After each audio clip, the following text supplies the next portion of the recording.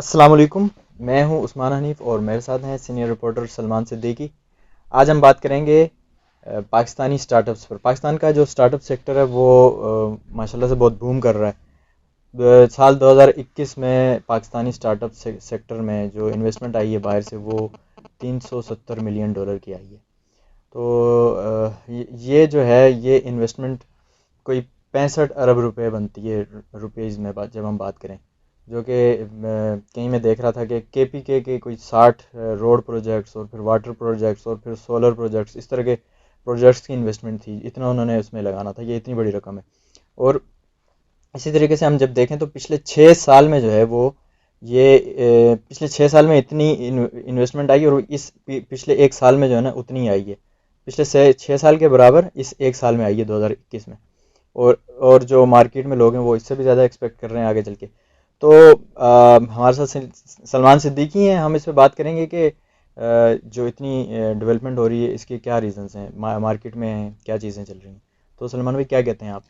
हाँ, स्पेशली आपने बिल्कुल जैसे कि अपने इंट्रो में दुरुस्त फरमाया है कि बहुत बड़ी इन्वेस्टमेंट आ गई है। जो पिछले 6 साल का आपने हवाला दिया उससे भी बड़ी इन्वेस्टमेंट आ गई है। तो इसमें बात सारी है कि जब कोरोना आया तो उसने एक ऐसी फ़ज़ा जो है बना दी कि उसमें हमारे पास और कोई रास्ते बचे नहीं थे लोगों के पास जो सर्वाइव हम्म। करने के लिए। तो उन्हें ऑनलाइन शॉपिंग्स की तरफ जाना पड़ा, जिससे ई कॉमर्स में बूम हम्म। आया। इसी तरह से फिर ऑनलाइन शॉपिंग के अलावा जो है वो ऑनलाइन बैंकिंग का एक बड़ा वो डिजिटल बैंकिंग का इस वक्त दौरा चल रहा है। सही कह रहे हैं। तो अगर आप इन्वेस्टमेंट देखें कि कौन से सेक्टर्स में आई है तो वो हम्म। उसमें इसी तरह से फिनटेक में आई है, यानी कि हम्म। बैंक्स के अंदर आई है। डिजिटल बैंक्स की बात कर रहे हैं, ट्रांसपोर्ट में आई है। ट्रांसपोर्ट के अंदर आ गई है। ट्रांसपोर्ट भी अब ऑनलाइन हो गया है। सही कह रहे अब हैं। ऐसा नहीं रहा कि आप इस बस स्टॉप पे खड़े और घंटे तक इंतजार करें। हम्म। आप पहले ही बुक कर लें अपनी सीट और उबर करीम को देख लें। उबर करीब बहुत को देख लें। बहुत ऐसी एग्जांपल जो आवाम को समझ में भी आती जी, है। इसी तरह का उन्होंने एक मतलब आवाम के लिए जो जैसे कि बसें चलती हैं इसी तरह के इन्होंने प्रोजेक्ट जो है ना SWVL जैसे कि आया, हम्म। एयरलिफ्ट आया इन लोगों ने। तो इन सेक्टर्स के अंदर ये इन्वेस्टमेंट आई है। अच्छा सलमान भाई, इसमें जो है ना मैं एक चीज़ देख रहा था, जब मैं पढ़ रहा था, जैसे मैं कवर करता हूँ तो उसका मुझे एक्सपीरियंस भी है। तो इन्फ्लेशन पे बात हो रही थी कि इन्फ्लेशन नहीं, interest rate. Inflation interest rate जुड़े हुए हैं कि इंटरेस्ट रेट दुनिया में कम था कोविड में, उसकी वजह से इन्वेस्टर अपना पैसा इधर उधर लगा रहे थे, बिटकॉइन में भी लगा रहे थे। तो आप हम्म। इंटरेस्ट रेट को अच्छा समझते हैं, कवर करते रहे हैं करसे तक, तो उस पर थोड़ी रोशनी डालें कि उसका क्या इम्पैक्ट था। वो इस तरह से हुआ कि जब जो सरमायादार है ना, दुनिया दुनिया भर के जो बड़े ग्लोबल इन्वेस्टर्स हैं, तो पैसा तो डेवलप कंट्रीज के अंदर है। अगर हम्म। पाकिस्तान के अंदर होता तो फिर बाहर से इन्वेस्टमेंट क्यों आती, बिल्कुल जिसको हम बिल्कुल। फॉरेन डायरेक्ट इन्वेस्टमेंट या हम्म। FDI कहते हैं।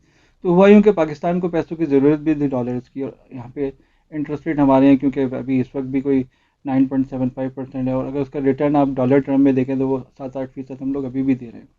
तो ये 7-8% इंटरनेशनल या डॉलर डोमिनेटेड इन्वेस्टमेंट जो है उसके अंदर रिटर्न जो है वो ग्लोबल इन्वेस्टर के लिए बहुत बड़ा रिटर्न है। बाहर की दुनिया में हाँ, उसको अगर हम ये कंपेयर रिटर्न जो करें है किसी जी, मुल्क में कितना होगा, जैसे। बाहर डेवलप कंट्रीज में कहा जाता है कि ये रिटर्न जो है 0.25%, यानी कि एक क्वार्टर, यानी कि चौथाई फीसद जो है वो है, या आधा फीसद है। तो कहाँ आधा फीसद और कहाँ 7-8%। तो एक इतना बड़ा जो मार्जिन उनको मिल रहा था ग्लोबल इन्वेस्टर्स को। हम्म। ग्लोबल इन्वेस्टर्स एक इंटरेस्ट रेट के साथ साथ दूसरी जो एक बड़ी चीज़ है, पाकिस्तान जो है ना दुनिया की चौथी पांचवी बड़ी जो है वो पॉपुलस कंट्री है। यहाँ जो एक बेस है पॉपुलेशन का, चौथा हम्म। या पांचवा बड़ा मुल्क है पॉपुलेशन के हवाले से। तो यहाँ एक्सपर्ट्स का कहना है कि यहाँ ये जो नौजवान नस्ल है जो कि टैक्स सेवी भी है, हमारे पास इंटरनेट का एक बूम हम्म। आया, 3G 4G आया। तो इन तमाम चीज़ों ने मिलकर एक ऐसी यहाँ पे, फिर उसके साथ साथ हुकूमत ने जो है ना वो इंफ्रास्ट्रक्चर बिछाया पूरे हम्म। मुल्क के अंदर। 3G 4G उसकी बड़ी मिसाल है। उस पर अभी भी काफ़ी तेज़ी से काम चल रहा है।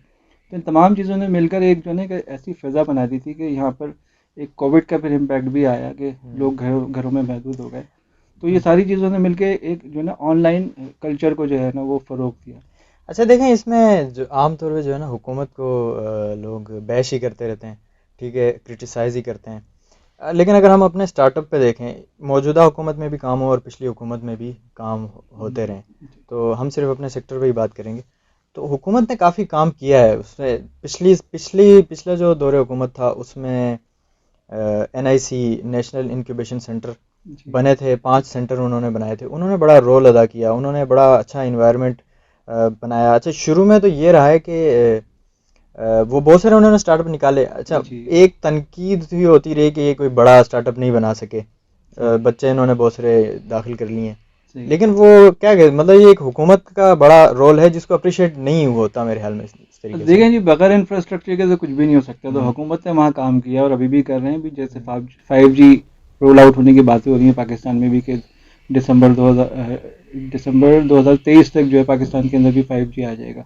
तो ये इंफ्रास्ट्रक्चर यही चीज़ें कहलाती हैं। फिर वो उसमें जो टेलकोज और टेली कंपनीज हैं हम्म जो मोबाइल फ़ोन सर्विसेज प्रोवाइड करती हैं, वो अपने जगह जगह टावर्स लगा रहे हैं, सिग्नल जो है पहुँचा रहे हैं। ठीक है, ये बात किसी हद तक दुरुस्त है कि ये इंफ्रास्ट्रक्चर अभी देही इलाकों में पूरी तरह से जो है पनप नहीं सका है, लेकिन आहिस्ता आहिस्ता ये चीज़ वहाँ तक एक्सपेंड करना पड़ेगी इन लोगों को भी। हम्म उसमें हुकूमत किरदार अदा कर रही है उसमें, जैसे कि वो अपने उसमें लाइनें जो है बिछा रही हैं, फाइबर की लाइनें बिछा रहे हैं। अब सी पैक का जो रूट है उसके ऊपर काम काफ़ी तेज़ी से काम हो रहा है, कॉन्ट्रैक्ट दिए जा चुके हैं।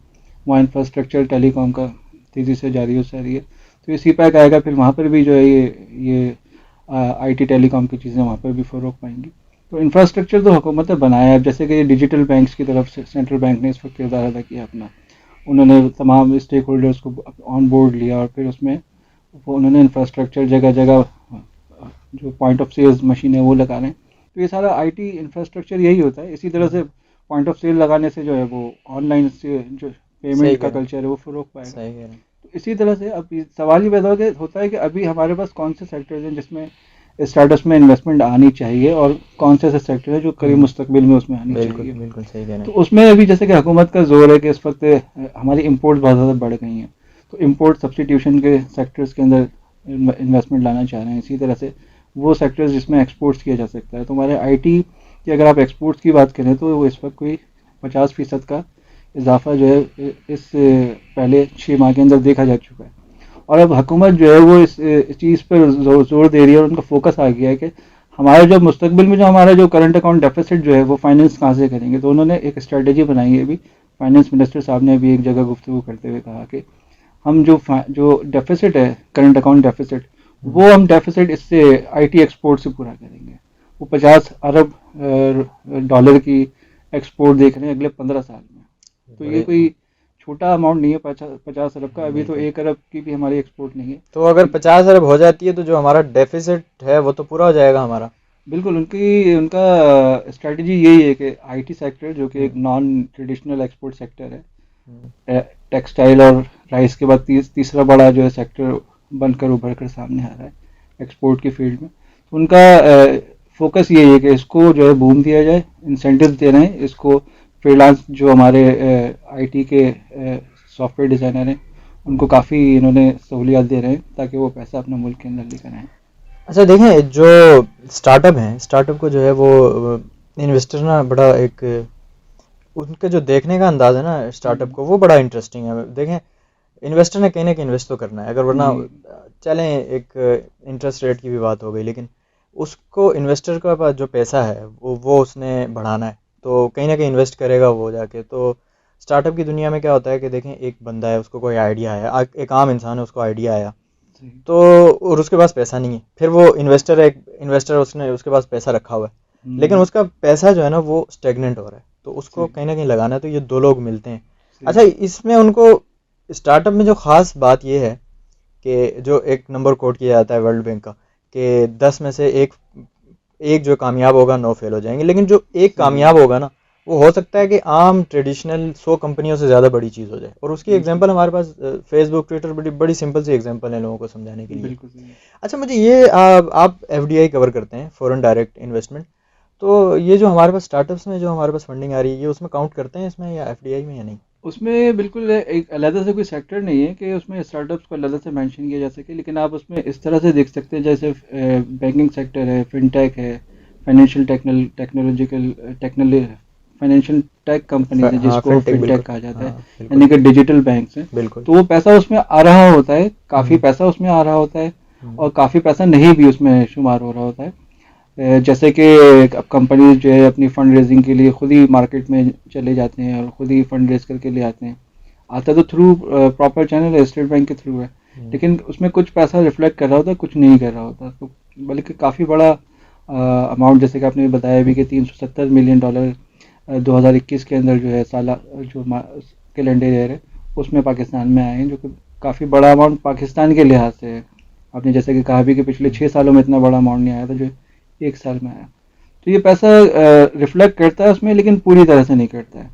सही। तो वो उसको उसके लिए अब डॉक्यूमेंटेशन कुछ की एफडीआई के अंदर हो जाती है, कुछ की एफडीआई से बाहर हो जाती है, लेकिन डॉक्यूमेंटेड है सारी चीज़ें। सही। तो बाहर कुछ नहीं है, मतलब हुकूमत की उसकी डॉक्यूमेंटेशन अच्छा, की। इस पे क्या कहते हैं, एक जो है वो अब हुकूमत को आजकल टैक्सेस तो लेने हैं, ऑफ कोर्स हुकूमत को अपने हम्म। मामलात चलाने हैं, जी जी। और दूसरी तरफ हम अगर किसी सेक्टर को प्रमोट करना चाह रहे हैं तो उसको छूट भी देनी होती है।